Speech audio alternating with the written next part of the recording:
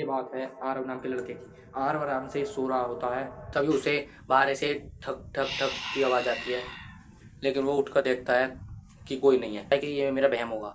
तो फिर थोड़ी देर बाद फिर वही ठक ठक की आवाज़ आती है। तो आरव इस बार उठकर दरवाजे की तरफ और खिड़की की तरफ देखता है, तो वहाँ से कोई नहीं दिखता उसे। तो आरव सो जाता है फिर से कि ये मेरा वहम होगा। फिर थोड़ी देर बाद ठक ठक की आवाज़ फिर से आती है। आरव इस बार घबरा कर उठ जाता है और बाहर से देखता है कि बाहर से कोई डरावनी सी आवाज़ आ रही है, मतलब कि जैसे कोई छलावा हो, कोई वो आकृति, उसकी आवाज़ आ रही है। तो आरव ने जैसी अलमारी के दरवाजे की तरफ देखा, पर आवाज़ दरवाजे से नहीं, आवाज़ तो अलमारी से आ रही थी। आरव ने जैसी अलमारी को देखा तो उसके अंदर से कोई हाथ से पीट रहा था अलमारी को। आरव चौंक गया और खड़ा हुआ। उसने अपने फ़ोन की टॉर्च जलाई और धीरे धीरे अलमारी के पास गया। अलमारी के पास जैसे ही उसने हाथ बढ़ाया, अलमारी अपने आप 1 इंच खुल गई। तो आरव के मुंह का रंग उड़ गया। जब उसने अंदर से सिर्फ कुछ नहीं की, अंदर सिर्फ खाली कपड़े थे। लेकिन चौंकने वाली एक बात तो है, तभी 2:13 पर, रात के 2 बजे थे, 2:13 पर आरव के फ़ोन पर एक नोटिफिकेशन आता है। उसमें आरव देखता है कि उसकी कोई वीडियो, उस पर लिखा होता है नई वीडियो शूट हुई। तो आरव देखता है कि मैंने तो कोई वीडियो शूट ही नहीं की।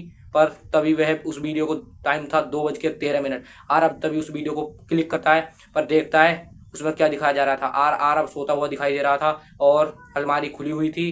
तभी दरवाजे से उस वीडियो आगे को प्ले करता है तो दरवाजे से एक आकृति आती हुई दिखाई देती है। आरव के मुंह का रंग उड़ जाता है। आरव जल्दी से दरवाजा बंद करता है और देखता है कमरे में तो कोई नहीं है। तभी थोड़ी देर बाद इस बार अलमारी अपने आप बंद हो जाती है। और जैसे ही आरव इस बार के बहुत डर जाता है, अलमारी के पास जाने से बहुत डर रहा था। तभी उसने हौसला करके अपने फ़ोन की टॉर्च चलाई। वह धीरे धीरे अलमारी के पास गया और जैसे ही उसने इस बार अलमारी खोली तो एक बहुत डरावना साया, यानी कि छलावा, उस अलमारी में बैठा हुआ था। और आरव को जैसे ही उसने देखा, वो आरव के गले में या तो भोले जी का लॉकेट था या हनुमान जी की चालीसा जेब में रखी थी। तो तभी आरव उसे निकालता है और छलावे के ऊपर फेंक देता है, पर उस छलावे के ऊपर नहीं जाके पड़ती, छलावे से अलग गिर जाती है।